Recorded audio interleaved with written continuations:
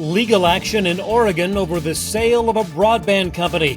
A handful of telecom bills passed by the U.S. House, another handful of telecom acquisitions, and an overhaul of NEPA may speed up broadband infrastructure projects. Those stories and more on This Week in the Broadband Universe. Hello, everyone, and welcome. I'm Craig Corbin.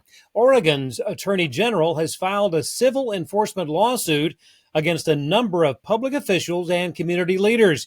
In question, an accusation of orchestrating the insider sale of broadband company WindWave Communications for personal financial gain. WindWave is a subsidiary of a nonprofit originally established to expand internet access to rural schools, hospitals, courthouses, and libraries in eastern Oregon. The Oregon Department of Justice is seeking a minimum of $6.9 million in damages or to alternatively void the sale of WindWave entirely. According to the lawsuit, a small group of insiders serving on the Inland Development Corporation abused their positions to acquire WindWave at a grossly undervalued price. The Inland Development Corporation, a nonprofit created back in 2004 to serve public institutions with fiber optic infrastructure. Elsewhere, clearance for T-Mobile's $4.4 billion acquisition of U.S. Cellular has been made by the Department of Justice's Antitrust Division. The deal was first announced in May of 2024 and includes a cash payment of $2.4 billion and responsibility for $2 billion in U.S. Cellular debt. T-Mobile will also acquire 30% of spectrum assets and licenses.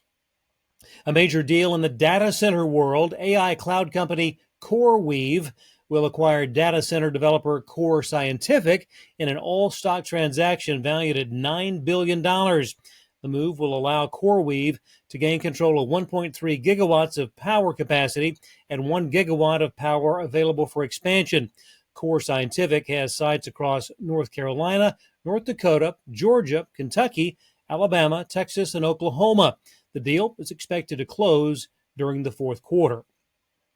The U.S. House this week passed a number of telecom bills from the Commerce, Manufacturing and Energy, and Communications and Technology subcommittees. Included were the NTIA Policy and Cybersecurity Coordination Act, the ITS Codification Act, Communications Security Act, and the Precision Agriculture Satellite Connectivity Act. FCC Chairman Brendan Carr has proposed an overhaul of NEPA to speed up broadband infrastructure projects. Next month, the Commission will vote on a plan to accelerate broadband permitting and network builds with an update to the regulatory regime under the National Environmental Protection Act. The notice of proposed rulemaking will be considered during the FCC's August 7th meeting. The digital twin market is projected to reach nearly $141 billion in value by 2031. That according to a new report from the Insight Partners. The market was valued at just more than $10 billion back in 2023. Significant growth with increased adoption of IoT devices, large-scale digital transformation, along with integration of AI, AR, VR, and other advanced technologies will likely boost future demand for digital twins. Digital twins require a continuous flow of data to accurately replicate their physical counterparts. Yet another huge telecom acquisition, SES has finalized its $3.1 billion purchase of Intelsat, a move SES says will create a global multi-orbit connectivity powerhouse.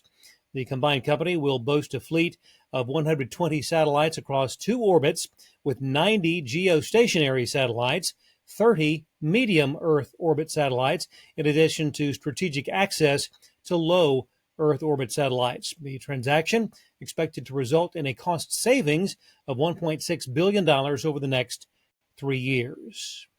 Bell Canada's $5 billion purchase of Ziply Fiber has won FCC approval. The Commission did not receive any comments or petitions opposing the deal. The green light was given by the Wireline Competition Bureau, Office of International Affairs, along with the Wireless Telecommunications Bureau of the FCC.